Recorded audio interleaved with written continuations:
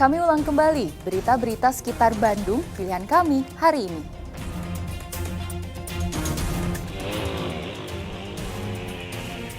Diterjang angin kencang, pohon kenari di Jalan MA Salmun, Kota Bogor, tumbang menimpa mobil.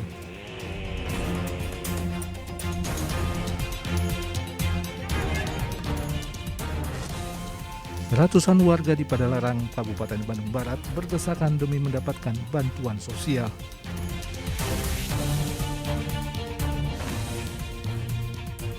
Nikmati sensasi terbang dengan balon udara di kawasan wisata Sareater, Kabupaten Subang.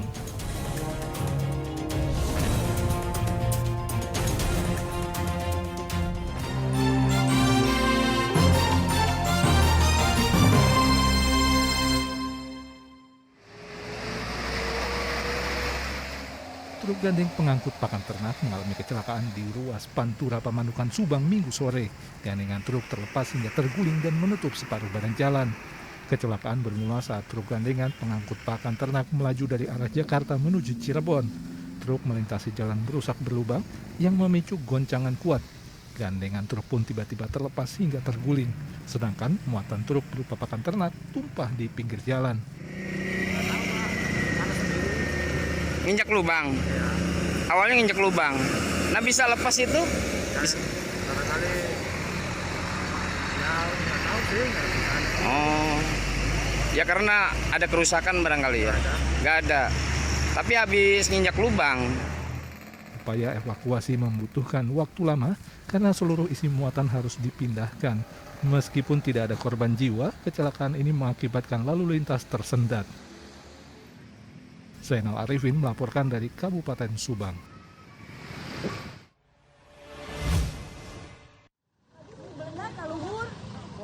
Aris Ginanjar, pelaku tabrak lari di Marga Asih Kabupaten Bandung resmi ditetapkan sebagai tersangka. Aris ditangkap dengan kondisi mobil terguling. Pria berusia 30 tahun ini keluar dari ruang kemudi kemudian dibawa ke Polsek Marga Asih. Tersangka sebelumnya menabrak angkutan umum, warung dan beberapa motor di kawasan Cantilan atau berjarak 5 km dari lokasi ia diringkus. Tersangka sempat kabur sebelum akhirnya jadi sasaran amuk massa yang geram dengan perbuatannya. Usai menjalani rangkaian pemeriksaan termasuk tes urin, tersangka tabrak lari ini ternyata positif mengkonsumsi obat penenang. Ia dalam keadaan mabuk saat mengemudi. Kemarin kita sudah mendapatkan keterangan para saksi.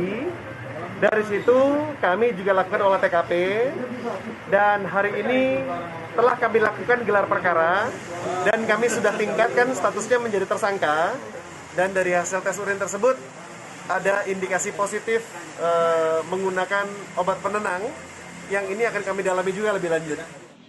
Meskipun tidak ada korban jiwa maupun luka dalam peristiwa ini, satu mobil angkutan umum, belasan sepeda motor, dan 2 warung rusak ditabrak minibus yang dikemudikan tersangka.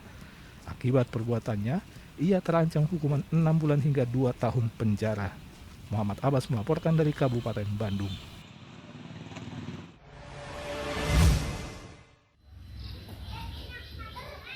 Rencana pemerintah beralih dari siaran TV analog menjadi digital ternyata belum sepenuhnya dipahami oleh warga di kota Tasikmalaya, terutama bagi pemilik televisi lama atau analog. Mereka kurang mendapatkan informasi cara beralih untuk bisa menerima siaran TV digital. Keterbatasan penerimaan siaran televisi di kota Tasikmalaya mengakibatkan selama ini sebagian warga memasang televisi berbayar. Apalagi di kota Tasikmalaya, selama ini hanya ada 6 saluran televisi analog yang bisa diterima dengan kualitas gambar cukup baik. Sedang bagi warga yang telah memiliki televisi dengan perangkat penerima siaran digital terintegrasi, cukup mudah untuk beralih. Tinggal mencari kanal televisi digital seperti mencari siaran televisi analog. Namun sayang, belum semua saluran televisi digital bisa diterima di kota Tasikmalaya. Ada berapa TV digital yang bisa ditangkap?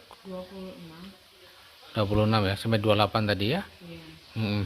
Itu apakah semua bisa muncul gambar atau gimana, Bu? Enggak, ada sebagiannya juga yang belum. Harapannya gimana, Ibu? Ya, harapannya biar semua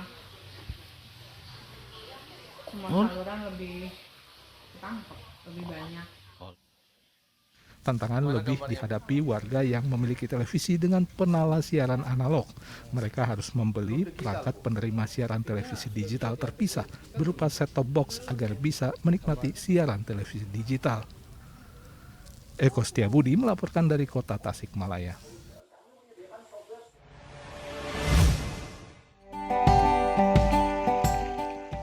Desa Bantar Agung adalah salah satu dari 300 desa wisata di Indonesia yang menerima anugerah desa wisata tahun 2021 oleh Kementerian Pariwisata dan Ekonomi Kreatif. Piagam penghargaan diberikan langsung Menteri Pariwisata dan Ekonomi Kreatif kepada pelaku wisata Desa Bantar Agung. Pengembangan desa wisata harus berbasis pemberdayaan masyarakat lokal agar bisa meningkatkan perekonomian warga dengan pembukaan lapangan kerja baru.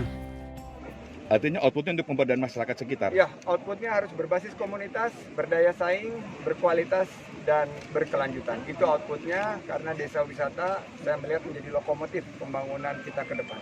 Dan kita akan perbaiki kekurangan-kekurangan yang ada di desa wisata kita tentang kelengkapan yang lain. Insya Allah kita segera bebenah dan pada akhirnya akan banyak desa-desa wisata di Majalengka yang bermunculan sehingga pada akhirnya bisa meningkatkan ekonomi masyarakat Kabupaten Majalengka. Desa Bantar Agung memiliki beberapa destinasi wisata unggulan, salah satunya Curug Cipete yang bersumber dari mata air Gunung Ciremai. Agung Gunawan melaporkan dari Kabupaten Majalengka.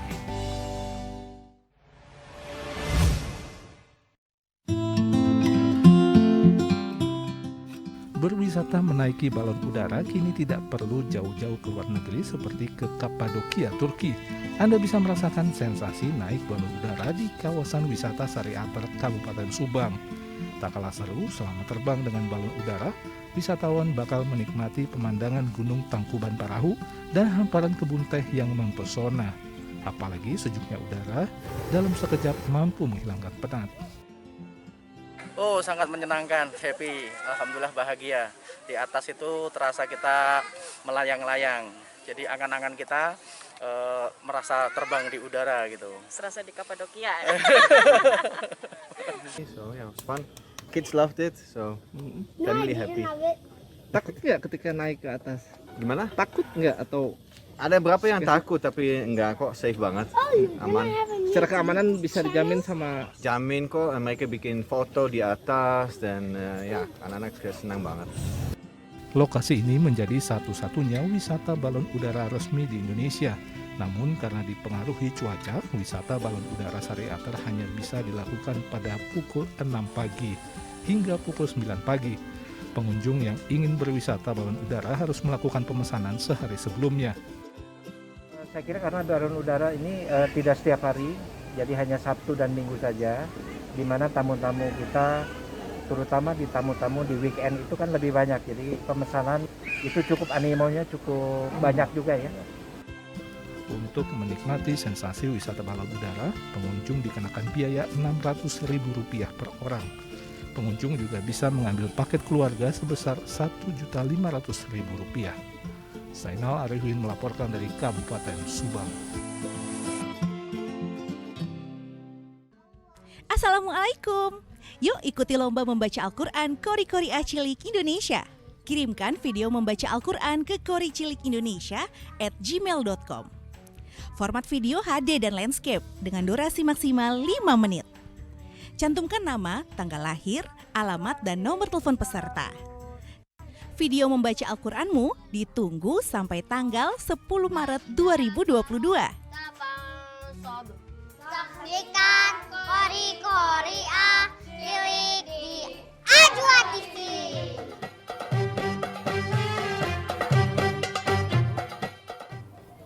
Saudara, informasi tadi mengakhiri jumpa kita pagi ini.